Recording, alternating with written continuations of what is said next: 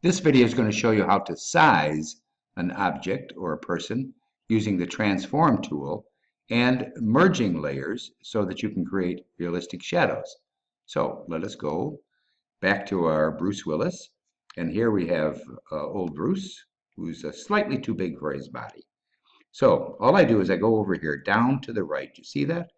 Those are the layers, okay? And if I click on it, I can rename it. So I'm going to call it Bruce head, so I know it in the future.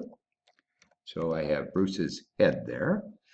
And then in order to make him smaller, what I do is I either go to Edit and Free Transform, or I go to Control T.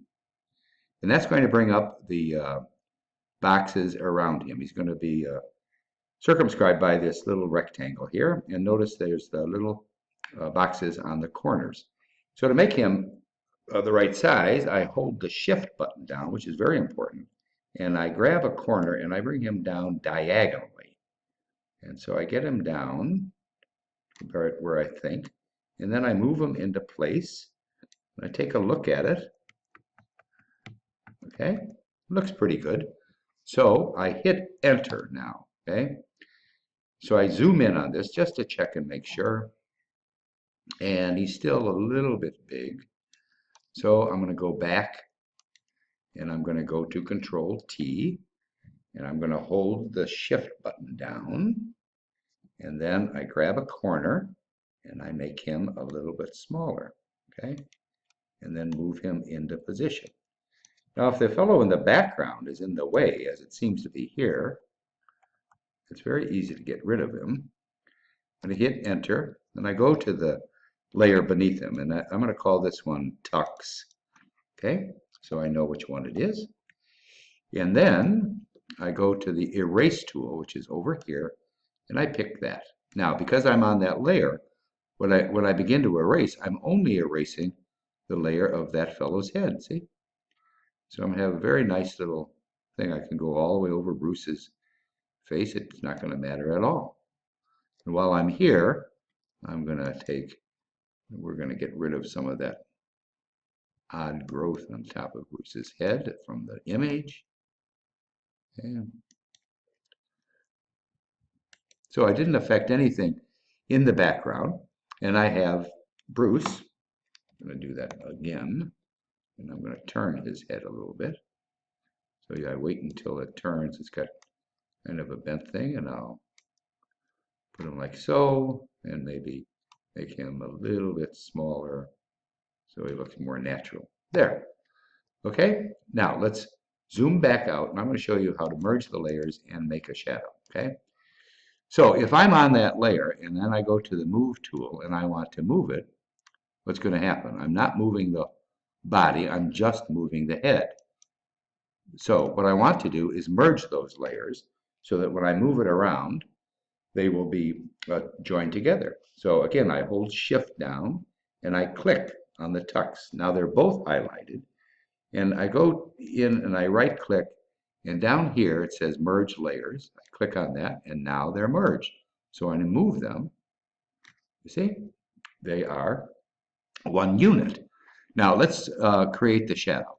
So I go back over here and I right click on it, and I'm going to make a duplicate layer, and I'm going to call that layer Bruce Shadow.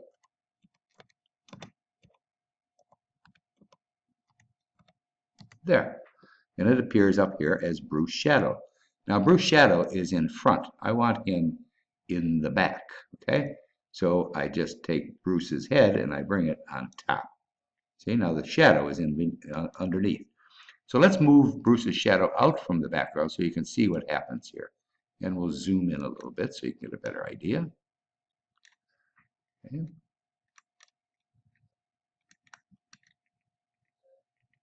So I go up here to Image, Adjustment, and Levels. We've done that many times before. And I go down here to Output Levels. You see it right here? And I go to the right side where it's all the white, and I'm going to move that all the way over. Now watch what happens. He turns totally black. See that? So it's too harsh to be a shadow. So I go over here to opacity. That's right above the layers. And I'm going to bring that down to about half, 40% or 50%. I'm going to move him, oops, I'm going to move him, the shadow, back to where it belongs. And then I go, let's bring this out so you can see it again. And now I'm going to go, and I'm going to go to Edit, Free Transform, or Control T, and I get my little box up for the free transform. But in this case, what I'm going to do is right-click, and I'm going to say Distort, okay? And then I'm going to go and grab a corner, top corner, and I'm going to pull it down. When I get it to where I think it looks realistic, and shadows are never perfectly realistic, huh? Then I just hit Enter. And now I have a nice little shadow. Okay, now it might be a little bit too sharp edge. So then what you do is you go to Filter and Blur, and you choose Gaussian Blur, and you bring that to, oh, anywhere between 6, 7, and 10, something like that. And it'll blur the edges for you, okay? You say, okay. And now you have a very nice, realistic shadow.